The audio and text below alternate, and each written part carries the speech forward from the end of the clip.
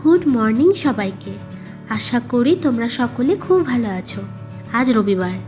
আগের রবিবারটা তোমাদের সাথে শেয়ার করেছিলাম। এই রবিবারটা বেশ আলাদা। সপ্তাহের বাকি দিনগুলি প্রায় একই রুটিনে কর্মব্যস্ততায় কাটে।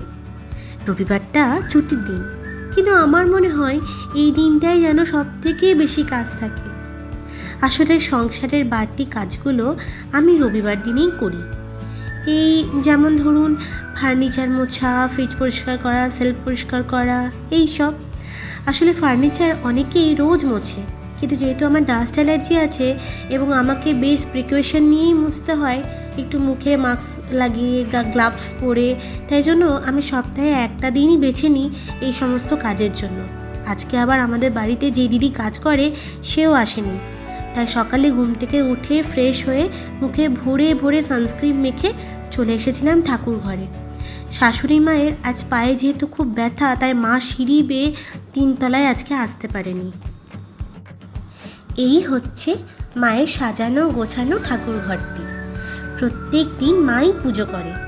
আমি ঠিক সেরকমভাবে তো পুজো করতে পারি না। প্রথমেই ঠাকুর ঘরটাকে ভালো করে মুছে নিয়ে ঠাকুরের ফটোগুলোকেও ভালো করে মুছে নিয়েছিলাম গঙ্গা জল দিয়ে। তারপর প্রত্যেকটি ঠাকুরকে আস্তে আস্তে ফুল দিয়ে সাজিয়ে নিচ্ছিলাম। আমি তো সেরকম মন্ত্র বলে পুজো করতে এখন অবধি পারি না, তাই যতটুকু যা পেরেছি মায়ের অ্যাবসেন্সে করবার চেষ্টা করেছি। প্রত্যেকটা দিন আমি সন্ধ্যাবেলা এসে সন্ধে দিয়ে যাই, কিন্তু সকালবেলা ঠাকুর ঘরটা মাই করে দিয়ে যায়। আমি যেহেতু এখানে ঠাকুর ঘরের কাজ করছি, ওইদিকে কিন্তু মা বাড়ির সমস্ত কাজগুলো করে রাখছিল। কাজের দিদি না এলে আমরা বাড়ির 4 জন মেম্বার নিজের নিজের কাজ ভাগ করে নিই, তাই কারোর ওপর খুব চাপ পড়বে আবার কেউ কিছুই করবে না তা কিন্তু হয় না। নিচে এসে আমি সকলের জন্য চা করে নিচ্ছিলাম। এটা আমার রোজকার ডিউটি, এবং 4 জনে মিলে বসে বসে চা খাওয়া, আড্ডা মারা, এটাও আমাদের রোজকার ডিউটি। আজ বেশ মেঘলা ওয়েদার ছিল। মা যে কাপড়গুলো নিচে কেচে রেখেছিল সেগুলো নিয়ে চলে এসেছি ছাদে মেলতে। কাল রাতেই ভেবে রেখেছিলাম আজ পোলাও রান্না করব। সুনন্দ, বাবা, মা সকলেই খেতে খুব ভালোবাসে। পোলাও রান্নাটা আমার মায়ের কাছ থেকেই শেখা। মা খুব ভালো পোলাও রান্না করতে পারে।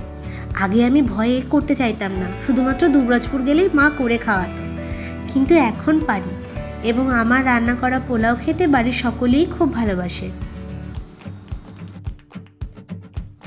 যেহেতু আমি পোলাও রান্না করতে ব্যস্ত ছিলাম, তাই সুনন্দ সবজি বাজার করতে গিয়ে জলখাবারের জন্য চপ, ঘুগনি